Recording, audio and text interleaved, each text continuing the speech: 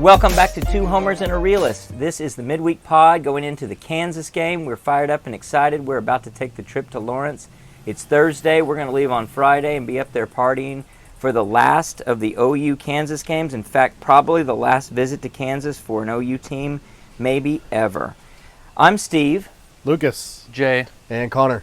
So this midweek pod, of course, is brought to you by Fluke Luke Fishing. That's feel-good fishing content and honest reviews of equipment and tackle. Go to his YouTube channel. Check it out. He's got lots of great content for you to enjoy and maybe some good tips. Maybe you'll catch a big bass with his help. That's Fluke Luke Fishing. Well, guys, we had a poll a couple of weeks ago that said, who's our toughest remaining opponent? And I think that's a real influx situation. The poll results, and we agreed with them, was Kansas. I don't know if we'd agree with that today, although we are only a 10-point favorite, 9.5, whatever. It does seem like it'll be a challenging game. The weather's going to probably be a factor. Hopefully not, but you never know. It looks like Oklahoma State's better. UCF gave us a lot of trouble last week. What do you guys think? How difficult is this game going to be? I think it's going to be tough. The rain looks like it may not start until after 1 o'clock. Game starts at 11, so you figure that's probably early third quarter. Hopefully the weather's been changing all week long, so hopefully it holds off till after the game, which is something we have to drive through on the way home. But Dylan Gabriel's Hawaiian. They get a little bit of rain in Hawaii, but it's lots of rain. It's warm. It's warm. It's a warm, misting rain as they go out to surf. Then he went to Orlando and played out there. A lot of rain there. Subterranean. Another warm rain. Tropical. So I don't know how many games Dylan Gabriel's played in. I think 37 is the wind chill. I think it's going to be about a 10-mile-an-hour wind, and possibility of being wet. So it's going to be interesting to see how he handles throwing a cold, wet ball. Yeah, it will be. And what Levy does to alleviate some of our concerns with the offense in general. Hopefully we can run the ball. Well, that'll be about running the ball, won't it? But I still don't think we can. I still think this game's extremely worrisome. I don't know that they're any worse than Oklahoma State. I'm still not that sold on OSU. But I think they're going to be hyped up for it. Lucas mentioned the weather's not going to be very good. For some reason, I always feel like that helps the home team. We did struggle last week. Offensively, just didn't look that good. The defense, really outside of 2 or 3 plays, was actually really good, I think. But they still had those plays that cost us points. And we gave up big plays to Kansas last year, if I remember right. So they scored 42 points on us. We beat them 52-42. And their offense throws a whole lot at you. They a lot of misdirection, which misdirection gave us trouble against UCF. A lot of different running schemes too. Yeah, that'll be running into, pun intended, the strength of our defense. But in a situation with a wet ground, that can be tricky. If you've got a lot of misdirection, you know where you're cutting and where your direction's going to go much more than the defense. So missed tackles, which we had a lot of in the prior game, that could come back as a real trouble point here where you can't get that team help after you miss a tackle. I think it was 16. It was our worst performance of the year tackling-wise. I'm a lot more worried offensively than I am defensively. I mean, I think our defense, for the majority of the snaps of the game, will be able to hold their own. But if you don't play complementary and the offense is stale, then I think it gets real troublesome quick. Yeah, I think there's some slight concern from my end as well. I mean, again, I think if we can go out there and put up points early, that crowd not being used to football in general, I don't think it's going to take much to take them out of the game. I'm interested to see the crowd, honestly. I don't know. I know it's a homecoming game for them, which is a weird choice. Yeah, it's rude. I'm not used to seeing it. Is a little disrespectful. They announced a sellout today. They announced a sellout. And I was looking at tickets outside of the ticket companies, and I went to Kansas's website yesterday, and there were still hundreds of tickets available, maybe even 1,000, because there was about, I want to say, 8 sections that still had tickets available from the university. So when Jay pointed out today that they tweeted that they had a sellout, I was really surprised. But you had a good theory on that. But what they could have done is they could have sold, I think their sponsor was SeatGeek, So they could have actually sold the tickets cheaper to SeatGeek as a whole for a quote-unquote sellout, and then SeatGeek's going through and selling those tickets for cheaper than they were face value from the university. And we just purchased our tickets.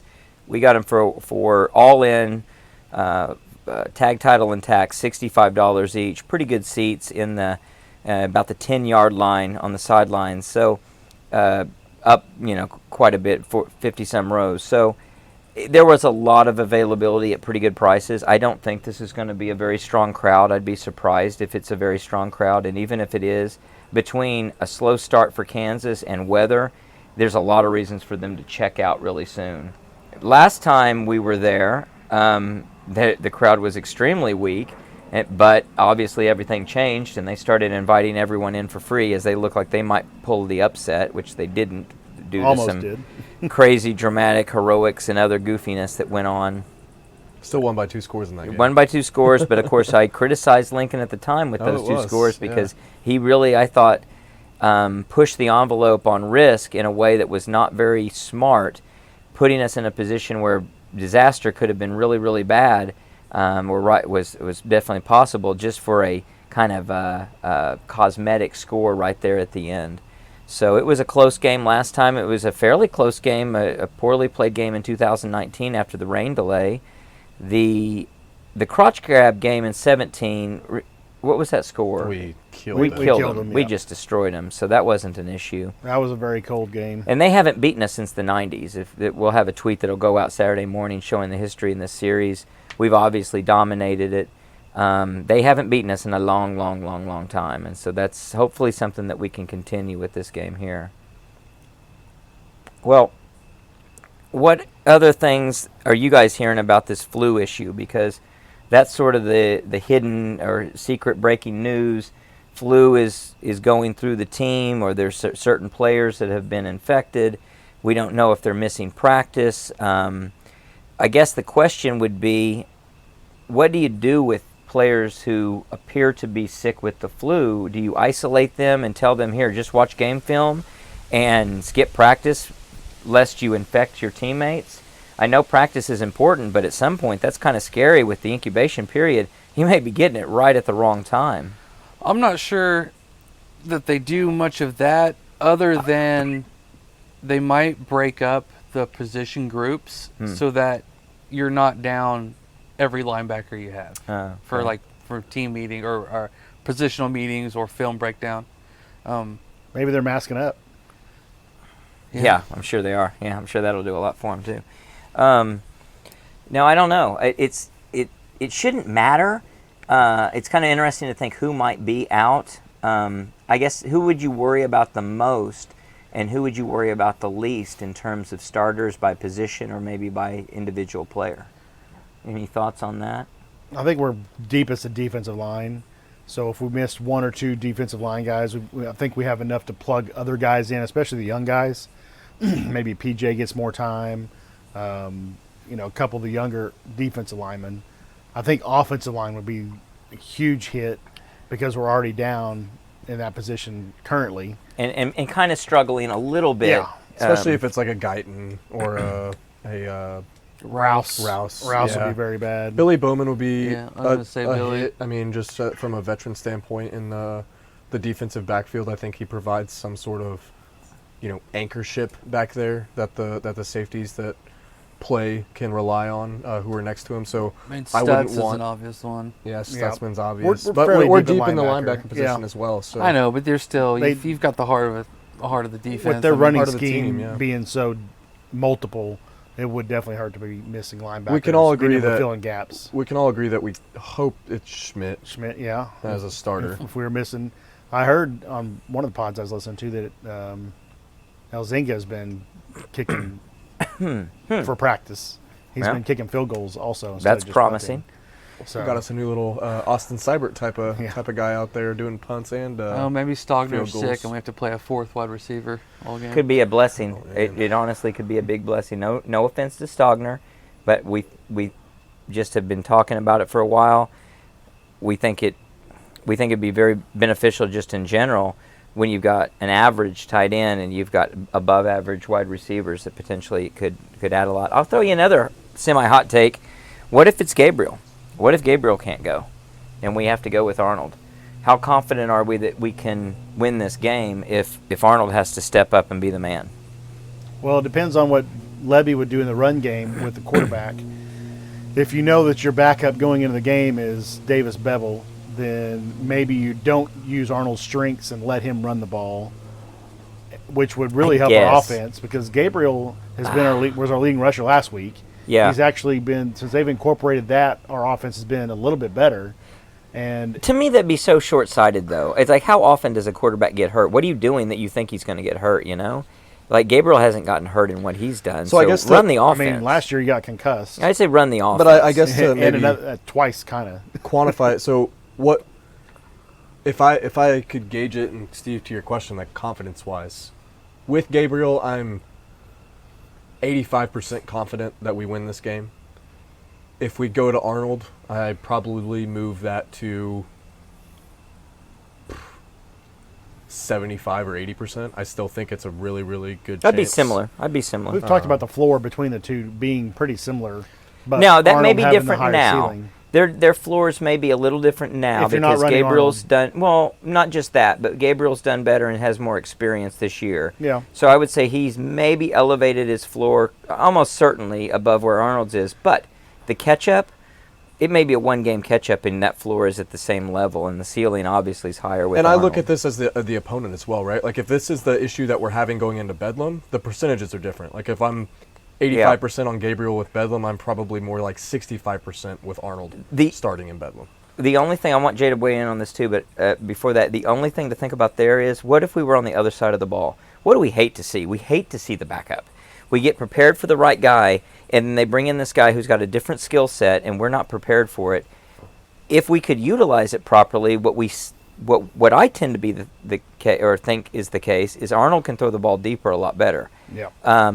They may not be prepared for a guy who can throw the ball the way he can throw the ball.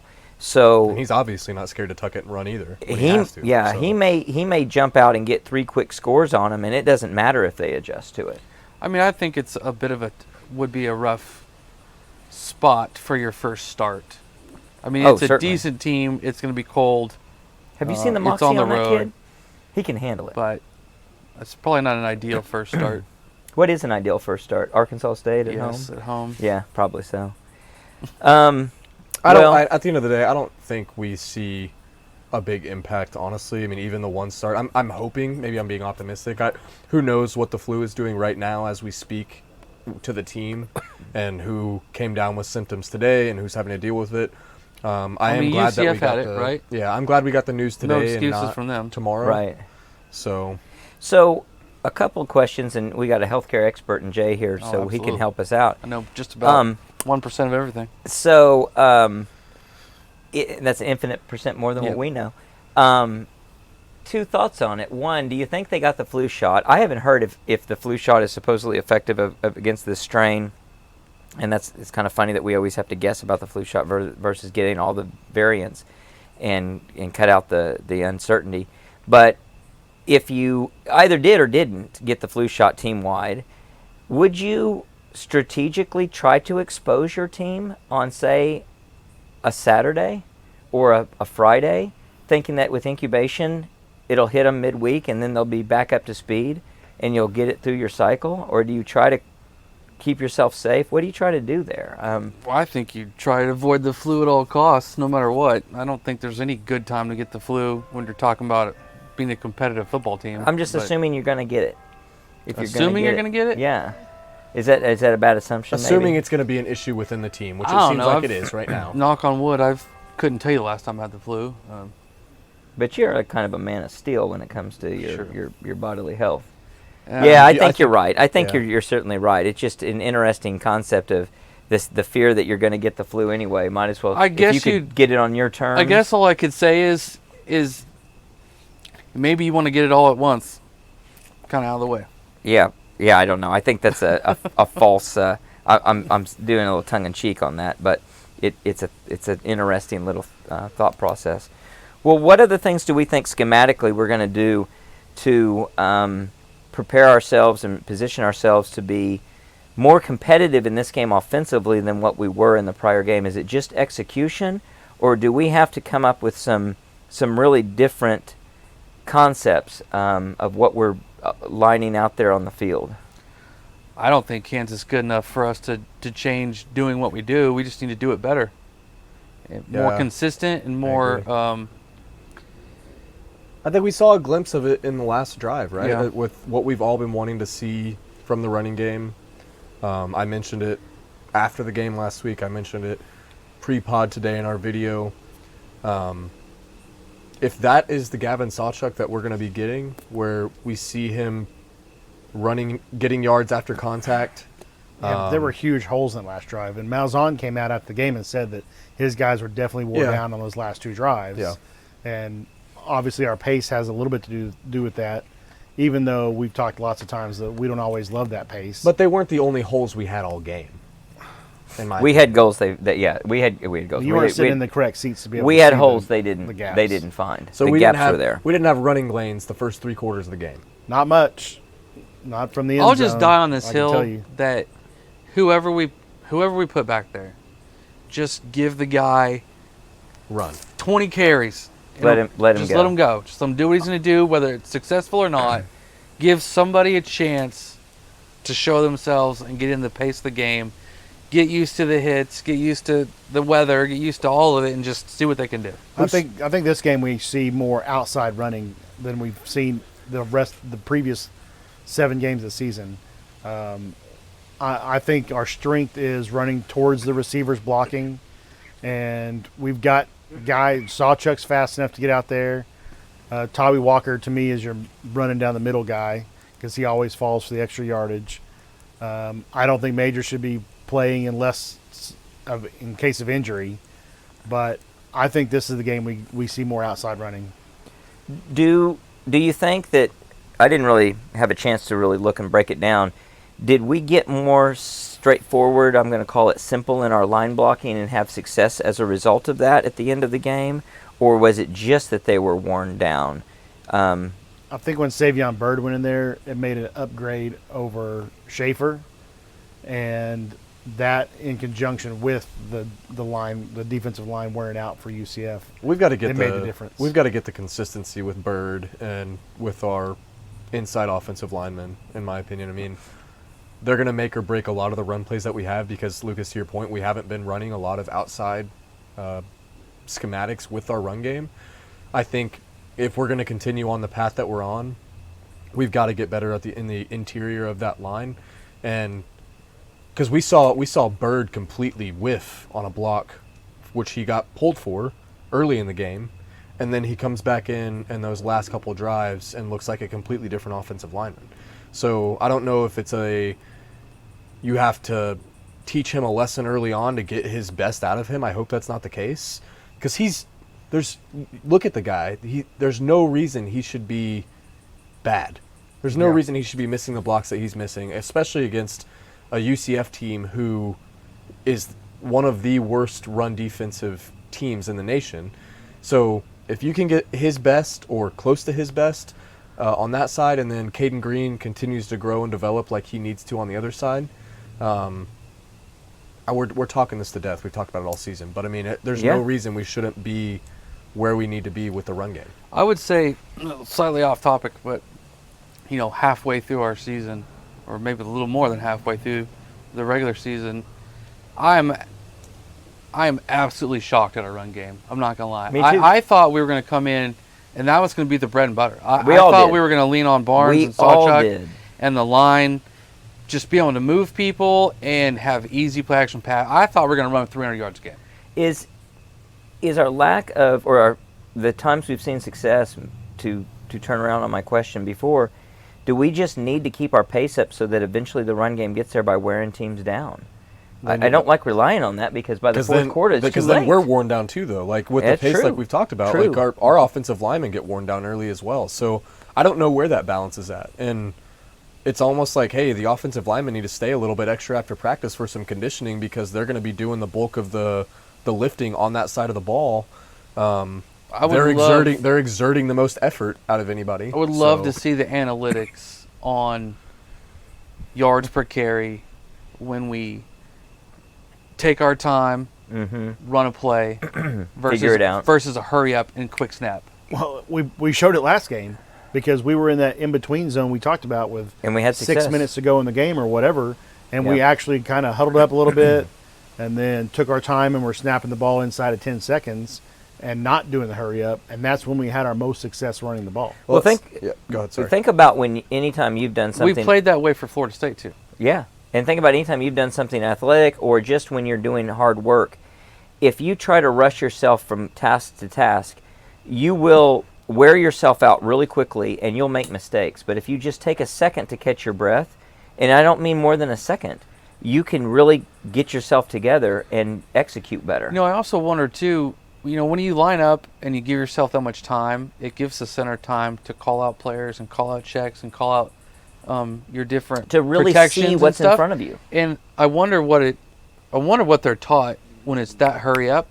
Yeah, just Like, hit a guy. Like, who's your guy? Like, are we missing? Uh-huh. Is That's where that you where are our missing that one big disconnect block. is Yeah. at? And it only takes one. Yep. But there's a balance too as well. I mean, I think the most frustrating part for me watching this offense over the last 2 seasons has been we'll get a big play, a first down, chunk yardage. We're running that tempo, get up to the line, and immediately run just a draw, and it gets stuffed for a no gain, a tackle for loss, or a 1-yard gain, and it completely just stops that momentum Put you on off first schedule. down. You're not winning first down, and that's something that Venables has preached. You've got to win on first and second down. Winning on first down is very, very key. When you're in a second and long and you're scrambling for yards every possession because you're getting stuffed at the line like we are, I think you can balance the tempo within a drive to say, hey, if we get a first down and we get 6 yards and we're in 2nd and 4, yeah, let's run this tempo. Let's get up to the line. We only have 4 yards. We have 2 plays to get 4 yards, essentially. I like that a lot more than stopping momentum when draw plays aren't working or run plays aren't working on 1st and 10. Well, that makes me think of something that I was talking about with a friend today. So we've got kicking game woes. We know that. We can't rely on the field goal kick that you normally could expect. It seems we can't rely on that. It's going to be even worse in a wet, cold environment on the road. That can't be any better. Kicking off an unfamiliar surface that's an artificial field, that's going to be different. Does that give you a reason to think about it from a game planning standpoint of, hey, let's go into this with the attitude that we're going to go for it on fourth a lot? And not just in the obvious positions. Like if you had the analytics, if you had the algorithms and you could tweak your field goal percentage down, and if you moved it down 5 or 10 percentage points and say that the likelihood of making it's less, that would change the analytics to go for it a lot of times that it otherwise wouldn't. And if you know you're going for it, that could change your decision making of everything you do going into it. You can pass on 1st and 2nd down. 3rd and 7 is a totally different down, and if they don't know you're going to do that, they're not prepared for the fact that you're willing to and able to do that. At this point, anything over a 30-yard field goal, I'd go for it. Yeah, and I think at If not a midfield pooch in a punt tough or something. situation, or a pooch punt, Yeah. which would be a great option call of line up and just have Gabriel look over and signal 1 is pooch punt, signal 2 is run the play. And if they lined up in a way that you think you can take advantage of it, you go for it on 4th and 4. If not, kick the ball and make them do something. He can kick the ball deep enough, they're not going to have a play on it. With no return guy. Yeah, no return. It's going to be in good. So I would wish they'd look at it that way. It's so non-traditional. I don't know if they would, but at this point, you can't. I don't think you can rely on the kicking game in any normal sense. So We did play a game like this last year, actually, thinking back to it. We went on the road at West Virginia in a very cold, very wet game that day as well. And looking at the stat line, offense played well. Offense our did enough our to win. run game did great. Yeah, Dylan Gabriel was 16 for 27 for 185. not great. Eric Gray carries the team with 25 carries for 211 yards. It was the defense that couldn't get a stop. Yeah.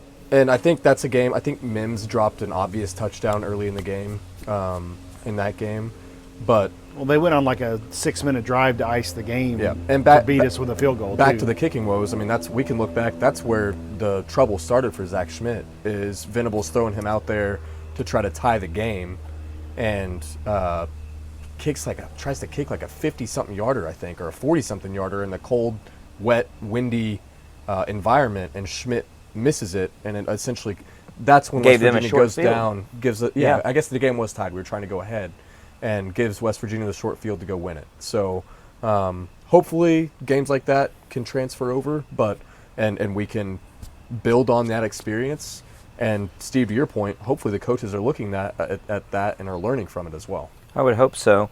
So, is there a way to be generous or charitable and say that with our rushing game woes, it's not as bad as it seems, because with as many passes behind the line of scrimmage as we make, should we count those as running plays? We talk about a lot not of getting our the passes are run plays for sure. and we're not getting the ball out wide, like you're saying, Lucas, but we are when we pass the ball. And so is that really our version of the running game wide, is to pass the ball out into space? I'm not saying that it's a great substitute, but maybe that's how they look at it. Yeah, I think we could see Petaway more in this game.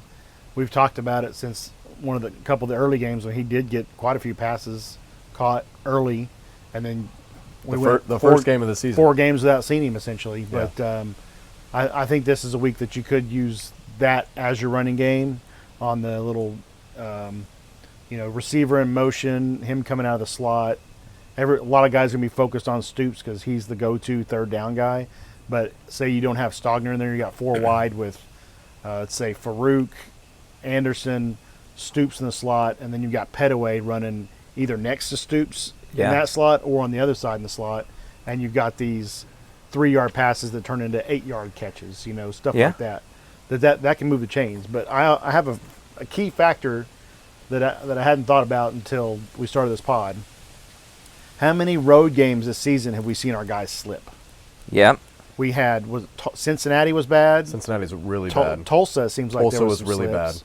bad. Both artificial fields. Both artificial fields. Surfaces. It seems like our equipment staff isn't, before the game, getting our guys the right cleats, or maybe they're just not running the correct way, which sounds silly, but you do have to run. You have to cut differently on turf, especially if it's going to be wet turf, than you do on your home grass field that you're used to practicing on that type of surface. So is that a factor in this game that we really haven't thought about that could be an issue if our equipment department doesn't step up like they need to? It just seems like you'd be able to figure that out in Pregame. your pregame. You'd think so. But And we didn't in obviously, Cincinnati if or we're Tulsa. in the Ever Center, we're on artificial turf. And I don't know if it's the same or a completely different turf, and if it's definitely not wet. So those are very legitimate Cincinnati and concerns. Tulsa weren't wet either. No, but they we weren't. still had problems. Slipped a lot. I just don't know if it had the wrong length of studs or what the deal was. But we commented. I remember sitting in the end zone in Tulsa saying, "Why are our guys slipping all the time?" Yep. And then we watched the game at home against Cincinnati, and we see guys slipping again. So I don't know. Hopefully that's going to be addressed and not a factor in this game. It would be something that you wonder. There's only so much a human can look at and see, even expert eyes like the coaches have, and how much of when they're looking at game film do they even cut and show you, oh yeah, and by the way, this guy slipped. Oh yeah, and by the way, this guy on the other side of the field slipped. They don't necessarily see that.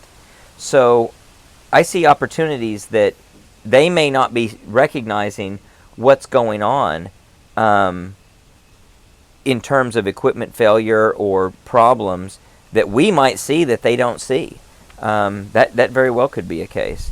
Another thing, thinking about game film and preparation. Now, obviously, when you're talking about Oklahoma, you're talking about someone that if you're in this conference, you've got to be devoting a lot of effort and resources to game film and preparation. I don't think anybody's going to the extent of Michigan on this deal, but it'd be interesting to know if Petaway in particular is somebody who's sort of off the radar, because we know about him, we've seen him, we're excited about him, but do they see? They don't have a lot of film on him. They don't know. And so could he be a secret weapon that you introduce along with some other guys? The U.S. don't have a lot of preparation for those guys. You haven't seen a lot of, so you're out there and you're saying, well, we know about Stoops, we know about Gibson, we know about Anderson. You better know about Anderson, Mr. 2 out of 3 is a touchdown. What do they do? So I don't know. I'm wondering if maybe that is a secret weapon that could be introduced that if we effectively use it, that at least for a few plays, it catches them off guard. Yeah, I hope so. I mean, I definitely think that can play a role, right? I mean, there's only so much that these teams know. Well, I don't know. I think that it's something to consider, that you could have some guys that we know are really talented, that we've only seen a little bit on the field, and in really throwaway games where you're not spending a lot of time as a staff focusing on that in terms of preparation, that you can exploit some talent that we've got that maybe people aren't picking up on. And I definitely think there's that. With Petaway is a great example. You mentioned Nick Anderson earlier as well, and I still think there's a lot of quote unquote unknown about Nick Anderson with other teams as well. I mean, yeah, his touchdown to catch ratio is amazing, and everything else. We know he can go and make plays down the field. I think we're just scratching the surface of what he's going to be. Another guy we really haven't seen a lot of is Jaden Gibson, another guy who can stretch defenses out. Great height. Great height.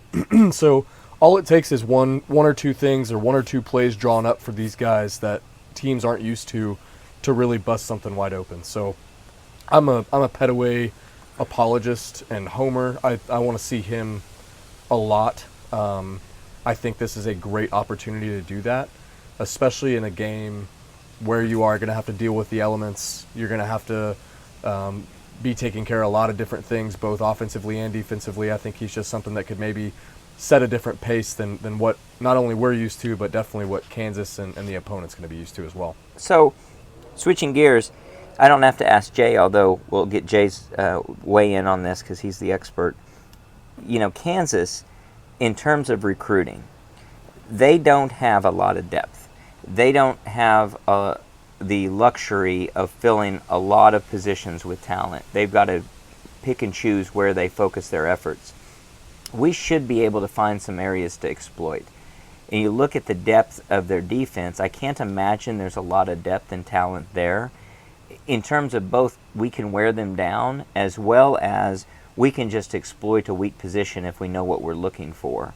I would like to see us be able to do that offensively and get some success, at least at the end of the game, towards the end of the game as they get worn down, but maybe from the get-go, if we can identify some weak areas position-wise for them.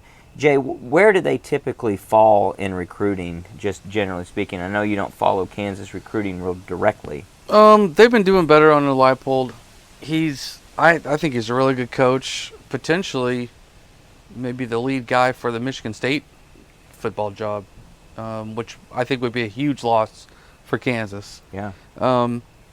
They fall in that, 40 to 60 range, 40 to 70 range. Very rarely is there a guy on their team that is somebody that we wanted. Not that doesn't mean they can't be good football players. Sure. I think they're coached up real well. Kind of a blue collar team that always plays above what their rankings say. Chip on the shoulder for sure. And usually they're a team that has slightly older players. Just it takes, for what it's worth, yeah, 3 or 4 years for them to get on the field, and then they stay their full length of time of availability. And that's an asset. You're right. That's a good point. That's and what we'll face definitely against BYU, and what in the past we've faced against Oklahoma State. I don't know where Oklahoma State stands today in that regard, with as decimated as they were by the transfer portal, it seems. But that's a good point, that older experience and maturity might really help in a way that will overcome some otherwise talent deficiencies and other. Yeah, the past couple of years, they've actually had some dudes on the football team that you're like, man, this guy plays for Kansas. But right now, I don't think they have any of those guys outside of what would be their starting quarterback who hasn't played all season. The running backs are pretty good. There's nobody on team. Defense that just wows you. Like, we should be able to move them with our line. Do you think there's some distraction from a coach like Leipold when he's potentially a pretty big candidate for great jobs, that he has, at this point in the season, he's got to be thinking about some things that may distract him? Or do you think he's professional enough that he sets that aside and focuses on what he needs to do?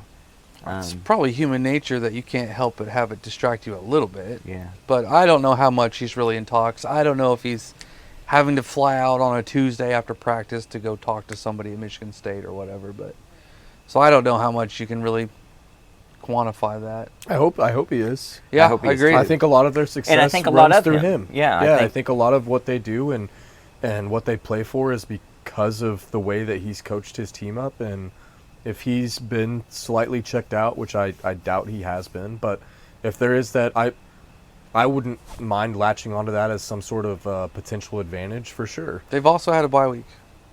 Yeah, I was just going to mention that. Do you think that helps them a lot? Helps them a little? It didn't help us last week. I think it may have hurt us celebrating so much out of a big win. I don't know. Then again, I would think with as much traditionally it trouble probably as helps you. it helps you. As much trouble as UCF gave us, it would have been hard to get focused on preparation any quicker than we did. We probably needed it. Plus, it was to our advantage. It came where it came at the season, where we could rest a little bit and get a little healthier. Getting healthy is important. Staying healthy is important. It's one of the few things that you can count on when you're trying to find success, is to be healthy. It's almost kind of a lock on being success. And speaking of locks, let's transition to the locks of the week.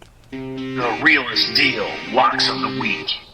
So, locks of the week, I think some of us took a break on doing well. Others decided it was a wake-up call and they were going to do really good. Lucas, how'd you do last week? You were 0-3 the week before. How'd you do last week? I got them back. You did? Yeah, I went 3-0. Damn. So that makes me 500 over the last 2 weeks. What does that bring my that's how that percentage works. up to? 59%. You were tied with Connor, who's also won 59% of his picks. I'll take that at this point.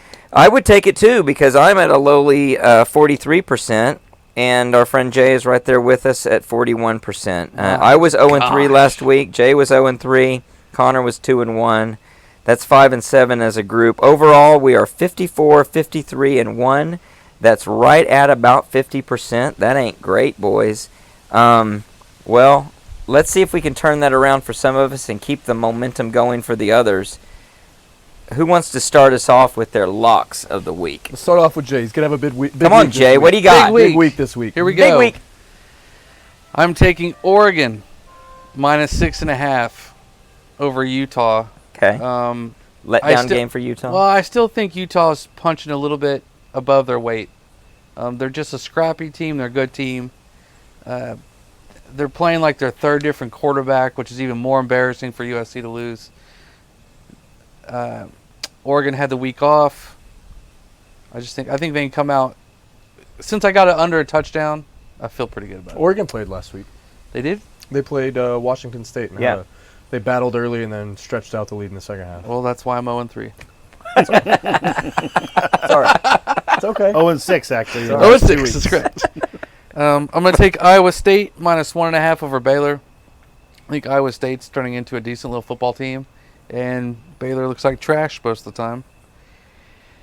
My last one is going to be Colorado +16.5.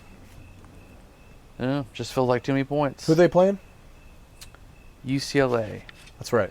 UCLA is kind of, Chip Kelly, I don't know what to make of them. I really thought they were going to be a better team at this point. He's, 6 years in to that job? Hadn't found the same magic he Has had. not found the rhythm. And I guess it's probably difficult to recruit and play in UCLA because it's such an ugly, difficult environment and place. And, there's no beautiful people or beautiful thing. No, where's the excuse, man? Come on. Well, he's going to have to figure it out soon because he will get ran through in the Big Ten if he keeps on Yep. the path. And they're not a bad team, but they're nothing what they should be with Chip Kelly. Defensively, they in that stand a better market. chance in the Big Ten than USC does right now. That's true. This is true. This is a true statement. All right, I'll go next. I liked Washington last week giving 26.5, and I did not win that bet. So I like Washington again at 26.5 against Stanford.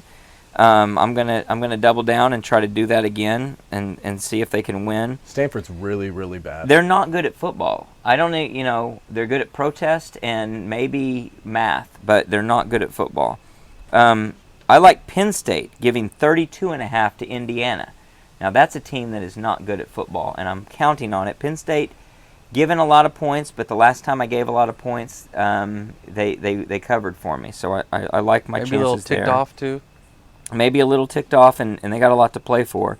And then I got Florida State at 19.5 against Wake Forest, giving up 19.5 to the team that's really more of a basketball team in Wake Forest. They had a flash in the pan a couple of years ago. I think that Florida State needs to get things going if they're going to get somewhere in this race to try and get to the college football playoff, and it's going to take good, solid wins against teams like that. So I got Florida State. I'll go next. We'll let the big man on campus go last to round us off. I've also got Iowa State giving 1.5 against Baylor. Does that worry you? It does a little bit now. It didn't before, but now I'm a little concerned. No, that line is actually moved in. I got this when it was 1.5. That line's actually moved to 3, I believe, in Iowa State's favor. Next, I've got Tennessee giving 3.5 against Kentucky. I think Tennessee bounces back after what was an extremely disappointing second half in Tuscaloosa last weekend. I think Kentucky's just going to do what Kentucky usually does and fizzle out.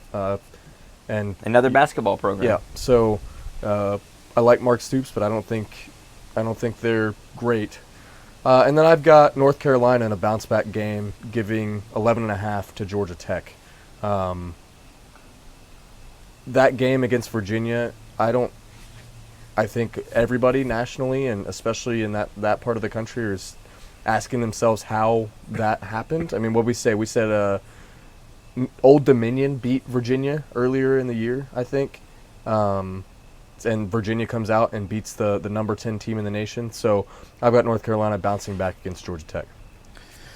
I've got UCF minus 6.5 against West Virginia. They get to go home after a moral victory, I guess, at OU. They were underdogs by 21 points and kept it close and, played us pretty well. Mm-hmm. I think having their quarterback back will help them a lot, and I don't think West Virginia is very good.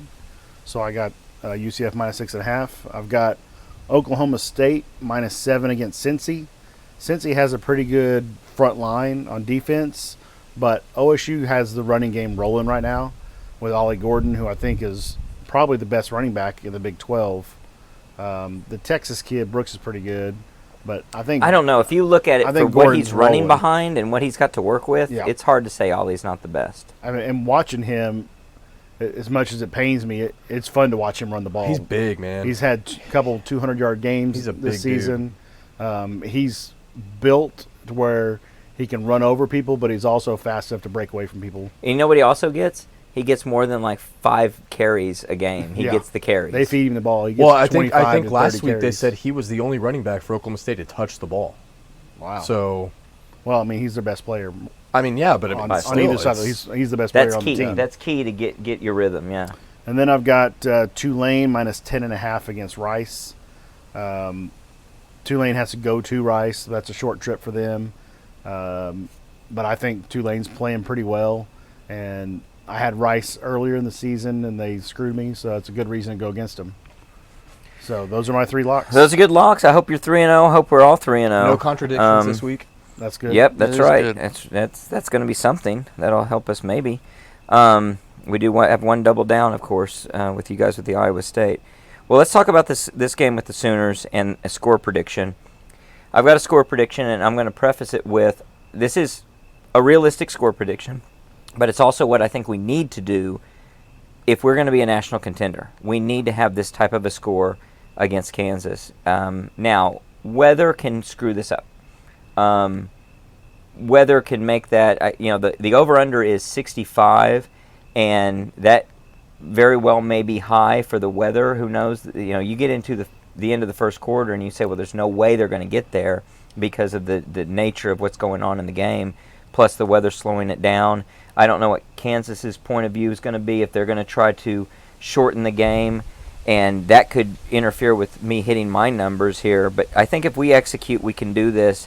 42-17 is my prediction for the Sooners. I've got 35-21, and a lot of it is I think Kansas will try to slow the game down with their run game being so multiple looks, and they can do a lot of different things running the ball, which is to our strength because we do a good job stopping the run. But I think they throw so many things at you that they will pick up some yardage on the ground. I do too. And I've only got us scoring 35, partially because of the shorter, less possession time for us. But also, I'm still not sold on Jeff Lebby doing anything creative enough to score a lot of points against a decent team. I'll go 34-27. OU. I don't want to be sweating that out in the stands. Tight game. I think we'll be sweating this game out. Tight game. 1 touchdown. I've got us at 38-24, and I think that score is closer than what it feels like when we're there in the stands. I think we jump out early. I have that expectation, and I think we get to that 38, and Kansas gets a couple of late scores to make it look presentable from their end. Steve, I'm with you. I really hope I'm incorrect. I would love to keep this game under 20 points for Kansas. And I think and I'd love to see us go past the 35 mark for sure. I'd love to get into the 40s, especially with the weather and everything else at play. But it goes back to exactly what you said. I think for us to be considered nationally, even a playoff contender at this point, it's going to be really important for us to go in and take care of business, like those elite national teams do. The Georgias of the world, the Michigans of the world, even to an extent the Alabama, where they turn on the Jets in the second half last week against a pretty good Tennessee team and don't make that game look close. So we need the big win, and I'd love to see a bigger spread than what I'm predicting, but I've got us 38-24. So I said last week and the week before, my hope is that in the next, what was then 6 games, now 5 games, we can get to a point where we're putting opponents away, giving our starters rest, and I don't know if this game will present that type of an opportunity. But just like you say, Connor, that's important for us to have success down the stretch, to rest players and have control of games, to show that we can control the situation. It's both an indication of how good you are as well as your just ability to get rest and get other guys valuable experience that will work not just to your advantage this year but also in the coming year in the SEC. So that's important and something I'm hoping for and looking for, something that we've talked about a lot, maybe not necessarily on the pod but amongst ourselves, is how we've recognized that the stress at USC with them going late into games with their starters has to wear and tear on them a lot. And now we're in a position where we're seeing some wear and tear going late into the game with starters against UCF. I don't want to see us in the same ballpark where we've got games we should be putting away and ending that we're not, and we're having to focus more on a game and keep those starters in late in that game. So I think that's kind of critical in terms of where we can go, how healthy and strong we're going to be in a conference championship if we get there, if we get wherever we get into the postseason, maybe a playoff contender. If we're going to have success there, we're going to have some rested players and probably some backups with good, not just confidence for themselves, but the coaches understand what they can do and how they can utilize them. A couple of quick notes on Kansas here. So in all of their victories this year, they've scored over 30 points. Their one loss against Texas, they get beat 40-14. We've played 2 common opponents, one in Texas and then the other one in UCF.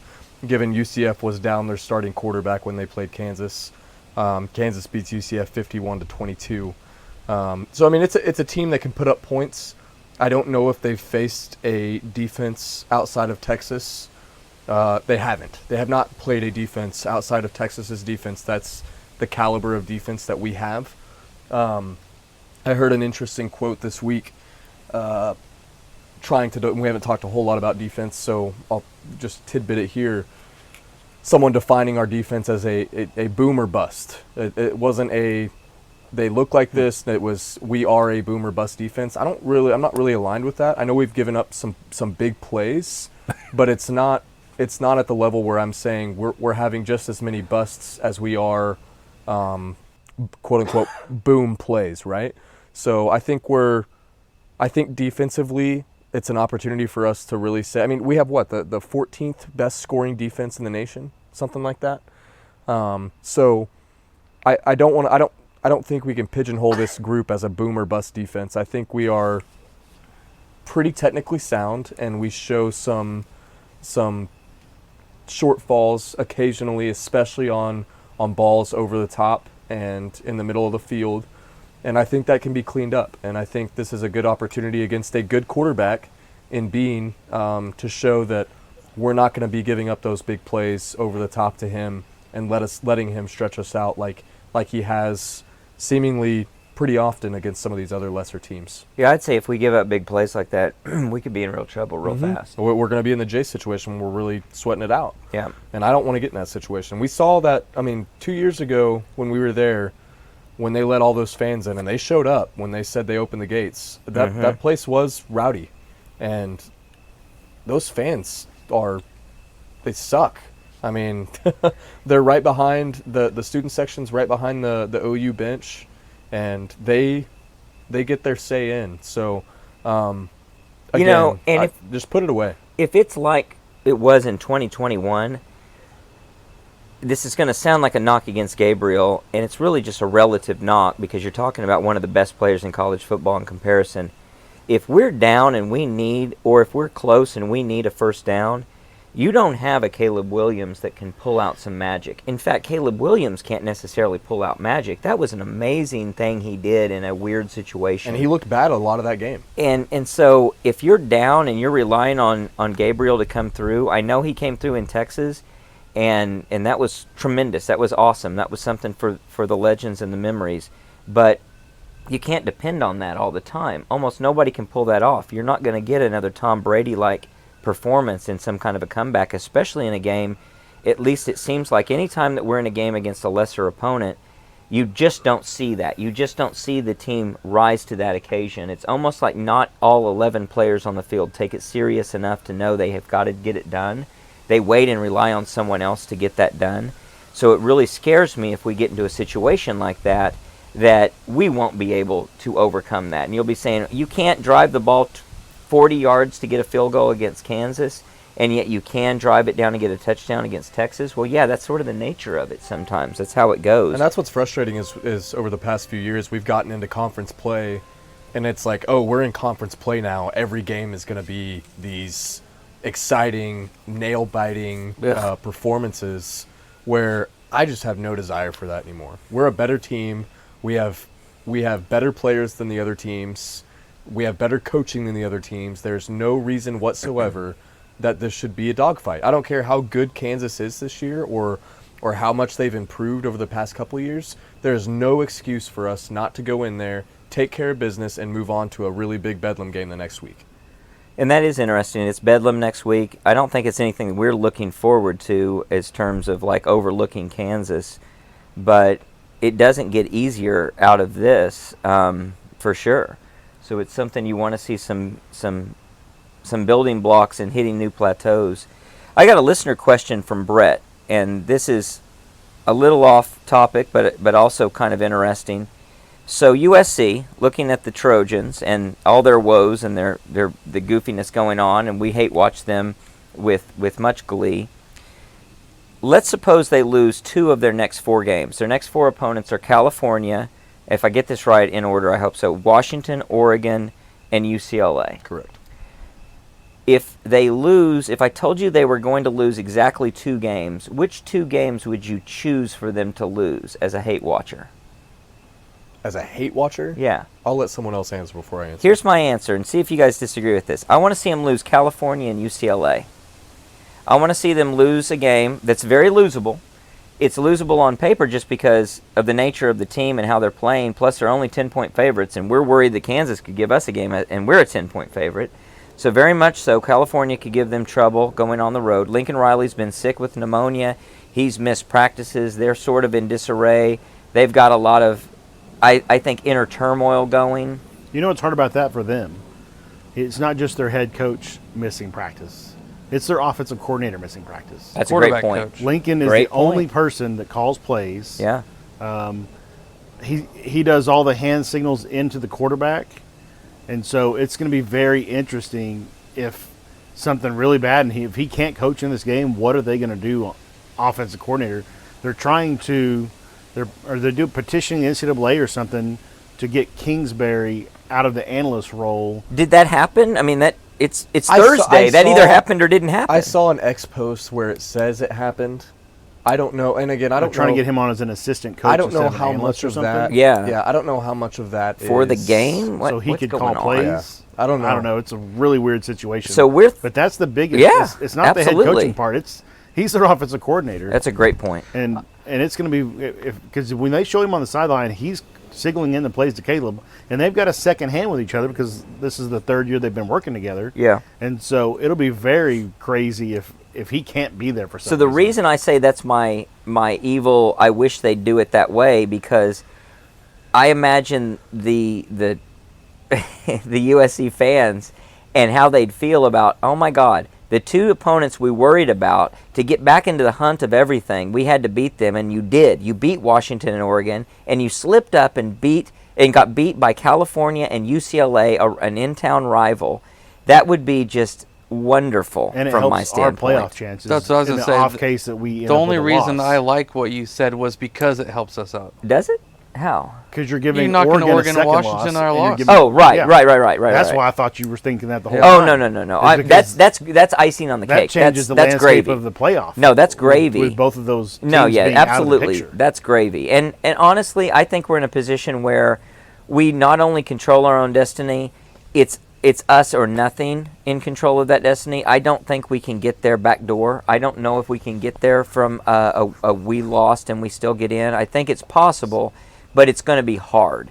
So I wasn't really looking at it from that standpoint. I was just looking from the standpoint of those are two teams, if you look at the schedule, you should win those games. You're going to be struggling in those other two, and what a disappointment that would be, and how apropos would that be, being that we've seen that out of Lincoln Riley's team so many times where they lose to opponents they should beat and completely fumble away, pun intended, their chances of getting back into the hunt of both the conference championship as well as maybe being a playoff team. That's my desire if they lose two. Any disagreement there about if you could pick and choose which ones it'd be? I think I would.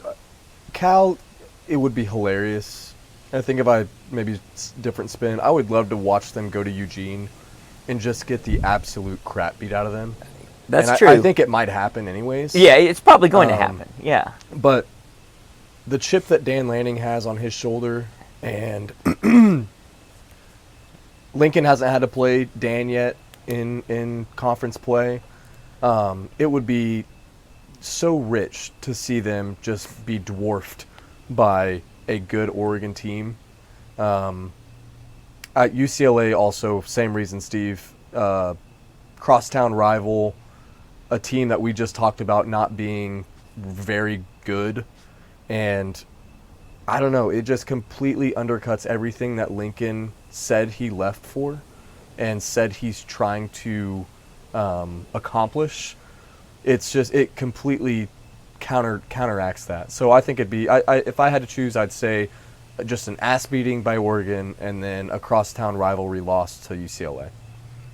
All of it will be fun. That's all hypothetical. In the truth, they're going to lose 4 games, and it's not going to matter.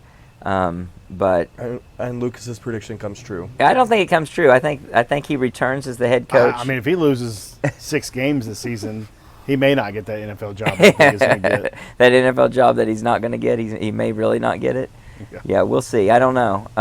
That'll be interesting. We're definitely going to be watching that or listening to that on our way back from Kansas, but we're going to be in Kansas to watch the Sooners claim their 8th victory of the year, go to 8-0. I'm excited about it. I think that I feel fairly confident. It was so much so that I almost took that as a lock, but we'll see. I'm It's gonna excited be a for some challenge. cold gear, baby. Yeah, we're going to finally get to put on the cold gear and maybe some rain gear. Some football weather. I hope that I'm shedding layers because I'm so excited that I'm giving off a lot of heat as I'm celebrating the Sooner victory. We're going to take some stuff before the game. It's going to make you want to shed some layers. It's so. gonna be pretty awesome. All right, anything else to add, guys? All right, well, go to Fluke Luke Fishing at YouTube. Check him out.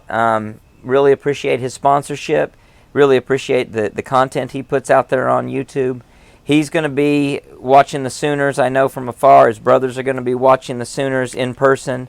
He actually might be at the game. No, I believe he is going to be He is there. going to be at the game. He's We're gonna going be to there. we're going to watch the game with Fluke Luke. Fluke That's Luke pretty is cool. Fluke Luke is undefeated, just like the Sooners are. He is. That's what matters. He is. Well, until then, Boomer. Sooner.